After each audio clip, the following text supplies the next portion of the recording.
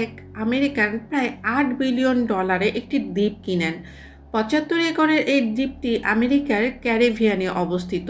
এর নাম little Saint James. বাইরে থেকে দেখতে দ্বীপটি ছিল স্বর্গের মতো। সমুদ্রের মাঝে চারিদিকে অনেক গাছ, মাঝে এক লাক্সারি বাংলো, চারপাশে লাক্সারি গেস্ট হাউস, দুটি বড় সুইমিং পুল, জিম আর এক হেলিপ্যাডও ছিল সেখানে। কিন্তু এই স্বর্গের মতো দ্বীপের ভেতর লুকানো ছিল এক অন্ধকার জগৎ।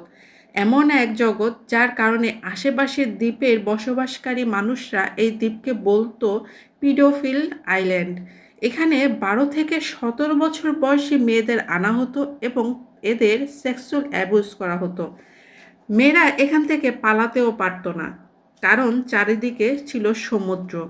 একবার এক 15 বছরের মেয়ে সাঁতরে পার হতে চেয়েছিল, কিন্তু সে ধরাও পড়ল। সবচেয়ে আশ্চর্যের ব্যাপার, এই দ্বীপে যারা আসতো তারা ছিল পৃথিবীর সব নামকরা ধনী কোটিপতি ব্যক্তি, স্বনামধন্য সেলিব্রিটিরা। না জানি কত মিলেনিয়ার বিলিনিয়ার সায়েন্টিস্ট পলিটিশিয়ান এই দ্বীপে আসতো। এদের জন্য এখানে পার্টির আয়োজন করা হতো। এখন প্রশ্ন হলো, কে করতো এসব আয়োজন? কে ছিল দ্বীপের মালিক? হ্যাঁ, তিনি আর কেউ নন, তিনি হলেন জেফ্রি অ্যাপস্টিন। অ্যাপস্টিন একসময় স্কুলের অঙ্ক শিক্ষক ছিলেন, কিন্তু ভাগ্যগুণে একসময় তিনি বড় বড় ধনী লোকদের ফিনান্সিয়াল অ্যাডভাইজার হয়ে যান।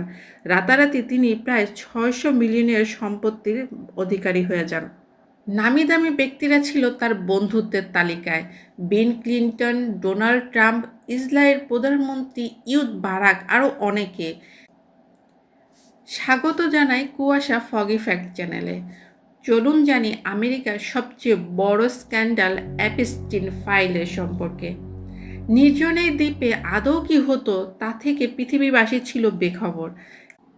2000-এর দশকের শুরুতে কয়েকজন অপ্রাপ্তবয়স্ক মেয়ের পরিবার অভিযোগ করে অ্যাপস্টিন তাদের যৌন নির্যাতন করেছেন।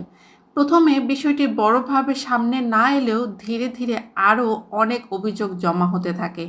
তদন্ত শুরু হলে সামনে আসে ভয়ঙ্কর তথ্য: এই অপরাধ বহু বছর ধরে চলে আসছিল।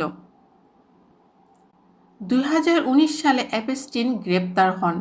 বিশ্বজুড়ে মিডিয়া তখন এই মামলার দিকে তাকিয়েছিল, কারণ অনেকেই আশা করেছিলেন এই তদন্ত থেকে আরও বড় বড় নাম আসবে।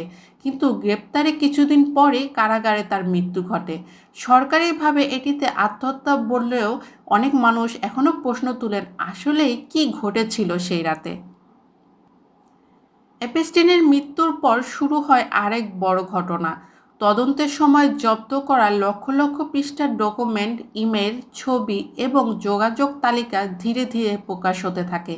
এই নথিগুলোই পরিচিত হয় অ্যাপস্টিন ফাইল নামে।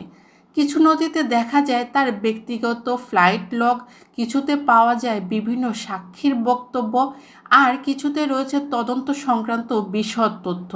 এই প্রকাশের পরে বিশ্বজুড়ে আলোচনা আরও তীব্র হয়ে ওঠে।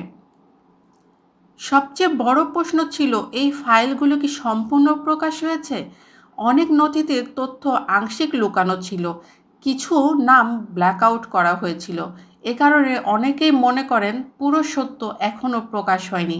এটাই এই কেসকে আরও রহস্যময় করে রেখেছে। অ্যাপস্টিন কেস আমাদের গুরুত্বপূর্ণ শিক্ষা দেয়: ক্ষমতা ও অর্থ যত বড়ই হোক, অপরাধ লুকিয়ে রাখা চিরকাল সম্ভব নয়। একদিন না একদিন সত্য সামনে আসবেই। অ্যাপস্টিন ফাইল এখনও ইতিহাসের সবচেয়ে আলোচিত তদন্তগুলোর একটি। নতুন তথ্য সামনে আসার সঙ্গে সঙ্গে নতুন প্রশ্নও তৈরি হচ্ছে।